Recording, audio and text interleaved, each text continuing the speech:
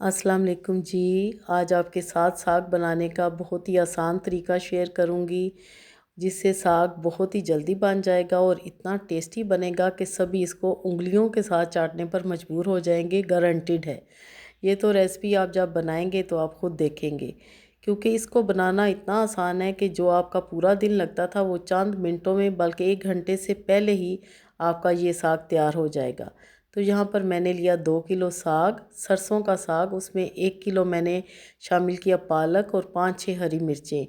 अच्छी तरह उसको काट लिया। उसके बाद मैंने उसको अच्छी तरह धोया है, 3 से 4 पानी उसके चेंज किए, क्योंकि साग में बहुत ज़्यादा मिट्टी वगैरह होती है।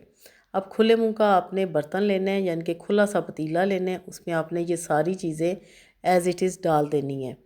सो वीवर, साग बनाते बनाते एक स्टोरी मेरे माइंड में आ रही है। मैंने सोचा आपके साथ भी शेयर करूं कि एक औरत थी जो कि खाना बहुत ही मज़े का बनाती थी, लेकिन उसके साथ एक मसला था कि जब भी वो खाना उसका हस्बैंड खाता था ना, तो वो उसमें नुक्स निकालता था। कभी कहता नमक तेज़ है, कभी कहता मिर्चें तेज़ हैं, कभी कहता जी गोश्त कच्चा है, कभी कुछ कभी कुछ। खैर, वो औरत ना बड़ी परेशान होती। बेहतरीन वो खाना बनाती और कोई नुक्स ना निकालता, लेकिन उसका हस्बैंड उससे ज़रा खुश नहीं था। उसके खाने में हमेशा वो कीड़े निकालता था। अब वो औरत ना जितनी समझदार थी कि वो खाना तो बहुत अच्छा बनाती थी, लेकिन साथ साथ वो बहुत समझदार भी थी। उसने सोचा कि इसको ना मैं कुछ हैंडल करती हूँ, कि देखती हूँ कि फिर ये क्या कहते हैं। उसने क्या किया कि एक दिन उसका शोहर जब आया घर से, तो उसने कहा कि खाना दो। तो जो बीवी थी ना, वो सर बांध के लेटी हुई थी। उसने कहा कि मेरी तो आज तबीयत ख़राब है, मैंने तो नहीं बनाया। हाँ, पड़ोसन के घर से ना खाना आया है, तो वो मैं, अगर आप कहते हो तो मैं आपको ला देती हूँ। तो जी वो नखरे से बोला कि हाँ चलो ठीक है, ले आओ। तो बीवी लेकर आई। तो जब उसने खाना देखा तो देखते ही जी बड़ा खिल उठा कि ये देखो, खाने की शक्ल ही बता रही है कि कितना अच्छा बना हुआ है। और जब उसने टेस्ट किया तो कहता है जी वाह जी वाह, क्या बात है, इससे सीखो कि कैसे खाना बनता है। खैर, उसने बहुत ज़्यादा तारीफ़ की। तो बीवी समझ गई उसकी नफ्सियात को कि ये क्या कर रहा है। तो वो बहुत दुखी भी हुई, थोड़ी परेशान भी हुई, चुप करके बैठ गई। रात हुई तो वो चुप करके बैठी हुई थी। तो वो कहता है कि क्या हुआ। तो उसने बताया कि जो खाना आपने खाया ना आज, वो मैंने ही बनाया था। मैंने जान के आपसे झूठ बोला कि मुझे पता चले कि आखिर मेरे खाने में क्या नुक्स है, क्या कमी है, जो आप रोज़ मुझे इस तरह डांटते हो, बोलते हो। मेरा दिल परेशान होता है, मैं दुखी हो जाती हूँ। तो इससे ये हुआ कि उसके खामंद को अपनी गलती का एहसास हुआ। उसने उससे माज़रत की और कहा कि वाकई ये मेरा कसूर है, मैं गलत कहता था, हालांकि खाना तो बहुत अच्छा होता था रोज़ाना ही। तो आज तुमने मेरा दिल जीत लिया अपनी समझदारी से।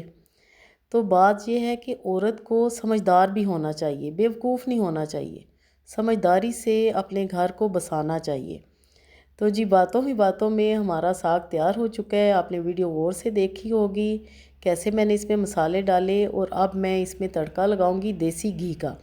अगर आपके पास देसी घी नहीं है तो आप नॉर्मल घी भी ले सकते हैं। 1 चम्मच भर के मैंने डाला लहसुन, उसके बाद डाला ज़ीरा, उसके बाद मैंने इसमें 2 चम्मच भर के डाल दिया जी मक्खन, क्योंकि मक्खन से ही साग का टेस्ट आता है। और साथ में डाल दी सब्ज़ मिर्चें कटी हुई, और लाल मिर्चें भी मैंने गोल वाली इसमें 5-6 डाल दी।